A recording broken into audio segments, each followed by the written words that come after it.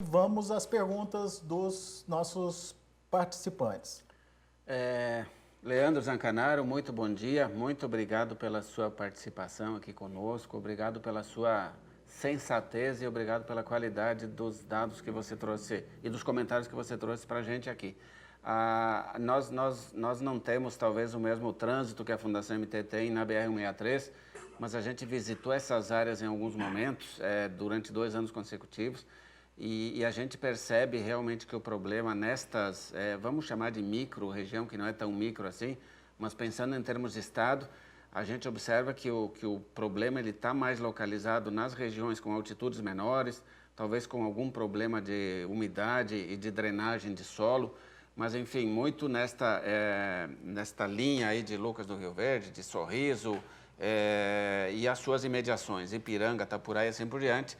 E como você bem comentou, a gente percebe que tem um grupo de produtores onde o manejo de doenças mereceria ser muito melhor. Então, assim, a gente percebe uma presença de Cercospora quicuxa ao final do ciclo muito forte, mas indo em linha com as suas considerações, nós já visitamos muitas áreas aí no Vale do Araguaia, perdão, em Querência, Canarana e assim por diante, só citando como exemplo, logicamente, onde estava tomado de cercospora e eu tinha 0 de sintomas. Ou seja, não está ligado a um único problema, né? Então, a gente rodou na semana passada, tem exatamente uma semana, sábado passado.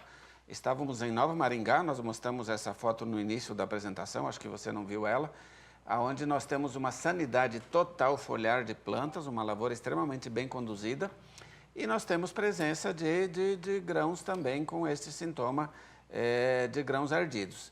Ou seja, é muito confuso, é um tema muito complexo, é muito difícil de encontrar uma explicação rápida e curta, e a gente só quer dizer que quer concordar com você de toda essa questão que não está relacionada a cultivares.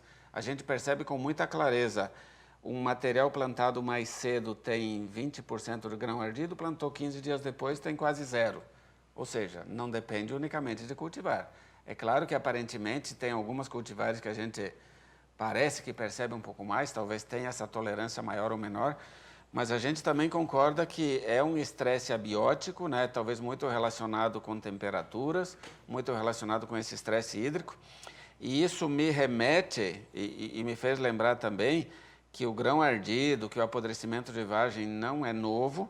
Eu lembro das antracnoses aí do norte do Mato Grosso, das regiões baixas de Rondônia. Eu lembro de Itabaporã, há 2, 3 anos atrás, onde nós estivemos numa fazenda que estava com um apodrecimento, eu lembro bem dos dados, nós tínhamos 80% de incidência de sintomas em vagens, aproximadamente. Nós tínhamos 20% de incidência de vagens podres, Alex. E nós pegamos aquela fazenda, aquele talhão, aquela cultivar, e nós simulamos isso no ano seguinte, e nós tivemos 0% de sintoma de apodrecimento de vagens. Ou seja, na minha percepção, a gente precisa realmente de um ambiente e de uma condição extremamente peculiar para que essa situação ou esse sintoma se repita, tá? Então, eu só queria endossar tudo que você falou. Acho que o Marcos tem alguns pontos aí agora dos nossos participantes para levantar. Só para sua informação, a gente está muito feliz, aí, apesar de um certo atraso, mas com o nosso público. Nós estamos aí com aproximadamente 600 pessoas que estão participando online ainda do evento. Então, Leandro, é super importante essa sua participação, de uma pessoa que tem muita história nesse Mato Grosso, de uma pessoa que eu tenho uma consideração muito grande, você sabe disso, e de trazer as informações seguras, sóbrias, corretas, para que a gente não crie um alarde muito grande neste momento. Mais um, né?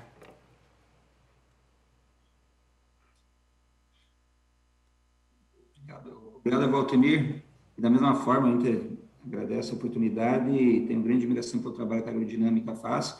E eu creio que esse é um complexo esse assunto, e mais do que nunca nós temos que ter a responsabilidade de ser ponderado, né? Estou à disposição aí para quem puder ajudar. Bom dia, pessoal que nos acompanha. Bom dia, Leandro. Alguns questionamentos aqui que já tenham sido respondidos aí pelos comentários, tanto do Leandro quanto do Valtemir, né? Que se teria a ver com a irregularidade hídrica de temperatura, acredito que esteja explicado. Ou uma pergunta aqui do Vinícius Mura. Foi possível notar alguma correlação com culturas de cobertura ou cultura antecessora na área? Leandro, se você viu alguma coisa correlacionada a isso, já que a Fundação trabalha bastante com o CAD ali, que tem culturas de cobertura, sempre faz essa questão do manejo em cima de algodão, em cima de milho. Teve alguma relação com isso ou não foi percebido? Boa pergunta. Claro que esse fato ocorreu com maior intensidade próximo a Sorriso. Nós temos a nossa área experimental lá, uma área experimental de 2 anos, e coincidiu justamente os anos de maior ocorrência. Então, não temos todos os projetos de sistema de produções como nós queríamos. Vai ser implantado esse ano um projeto grande com importações de culturas lá, nessa safra. O que nós observamos no CAD, também em lavouras comerciais, que não há muita correlação, não há correlação firme e segura de que sobre uma cultura antecessora ou sobre outra cultura antecessora dá mais sintomas, menos sintomas. Por exemplo, em área, aconteceu entre a safra passada, a questão queima e não queima da palhada de milho, né? Inclusive, lá na nossa área experimental tinha diferença, tinha mesmo experimentos com fungicidas, quem foi lá poder ver, em área queimada e área não queimada. Nós não conseguimos no CAD, e como também em lavouras comerciais, ter esta associação, né? Não conseguimos ter essa associação. O que eu posso dizer nesse momento? Tudo é muito novo, né? Mas hoje eu tenho uma segurança de dizer que não há necessariamente uma associação segura para diferenciar culturas antecessoras. Positivo.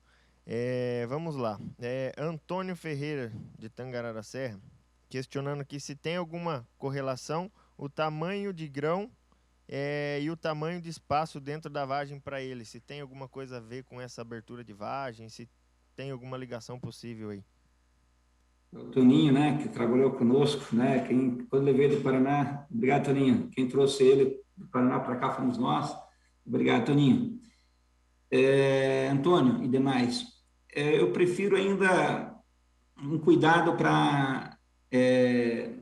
eu prefiro dizer que ainda não temos subsídio para fazer que há alguma associação nesse sentido. Como eu falei anteriormente, tem materiais mais sensíveis, menos sensíveis, né? Nenhum material deixou de ter, tem alguns muito mais que outros, principalmente numa época mais sensível, que foi a primeira época, mas ainda não é possível.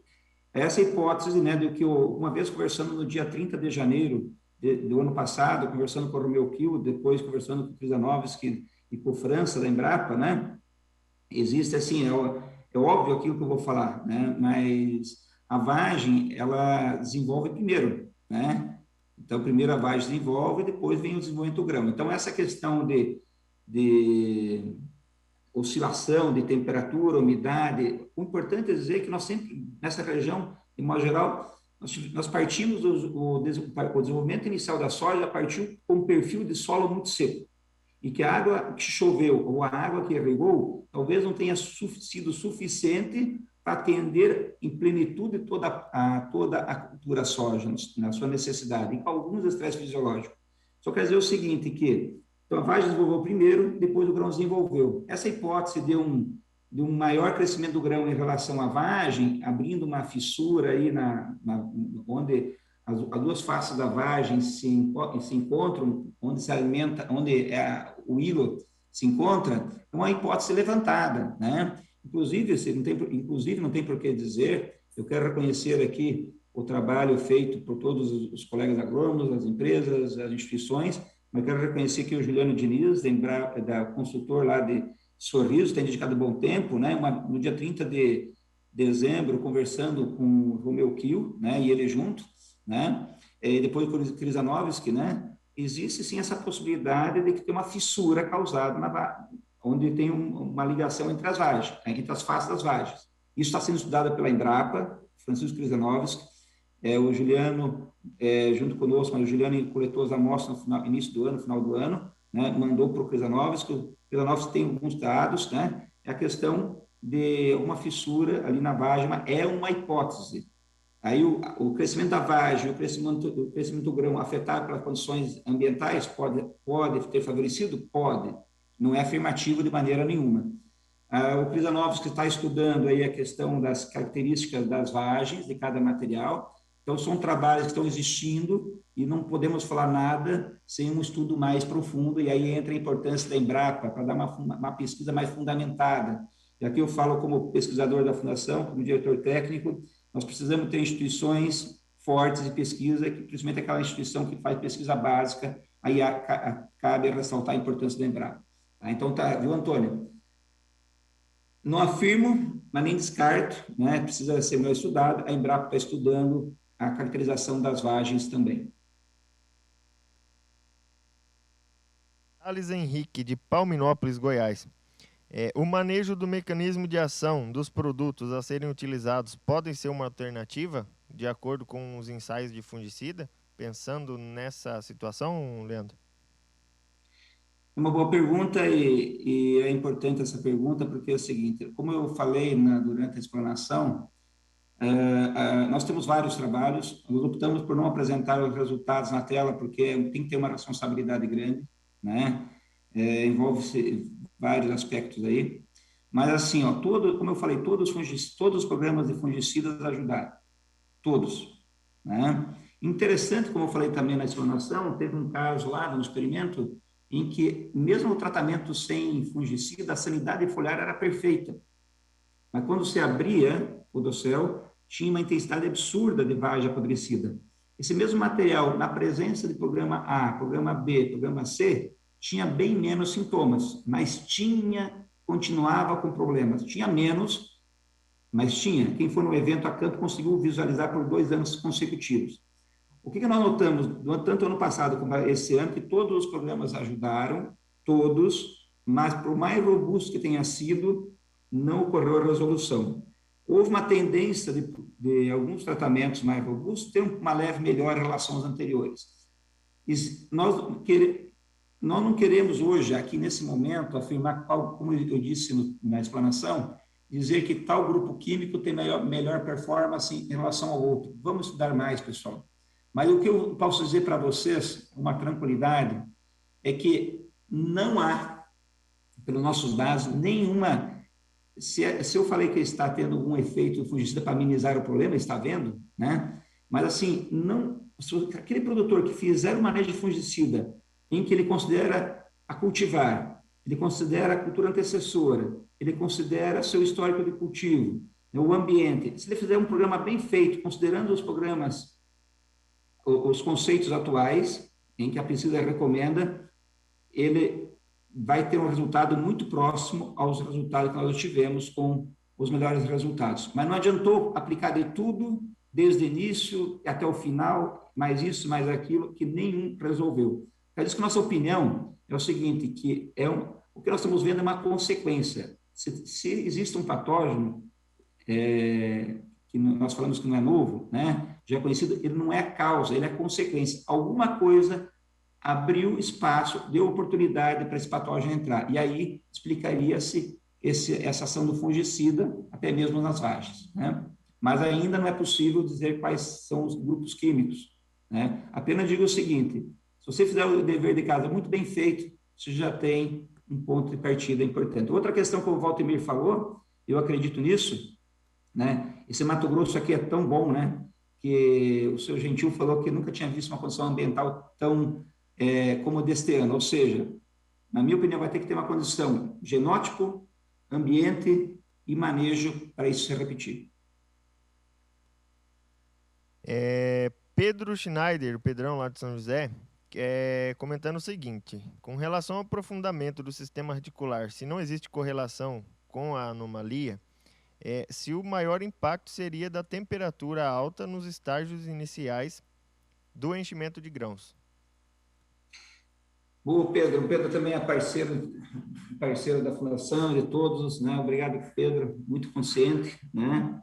Boa pergunta, Pedro. Eu estou dando minha opinião, mas não temos, assim, não somos donos da verdade, né? O que eu vejo, né? A minha opinião. O que aconteceu, acho que nesse ano, bastante atípico em relação ao que nós estamos acostumados no Mato Grosso. Não significa que isso não possa ter acontecido, já em como o um colega de uma empresa detentora, esqueci o nome, falou, mas isso já acontece, essa condição acontece talvez lá no Maranhão, Piauí, né? E assim por diante, onde a chuva mais irregular, ao longo do tempo, na frequência dos anos é mais irregular.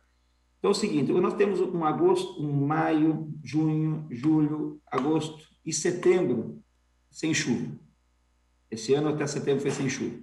Nós tivemos um solo seco, um solo muito seco. Então, quando essa soja foi semeada em setembro, são suposições, foi semeada em setembro, sob pivô, ou em outubro, no sequeiro, nós implantamos uma lavoura com uma reserva hídrica acumulada no solo praticamente zerada. Isso é tão verdade, pessoal, só vou dizer o seguinte, em Rondonópolis, onde eu fico, as bases da fundação, nós temos uma estação experimental há 13 anos, num trabalho de 13 anos com rotação de cultura soja.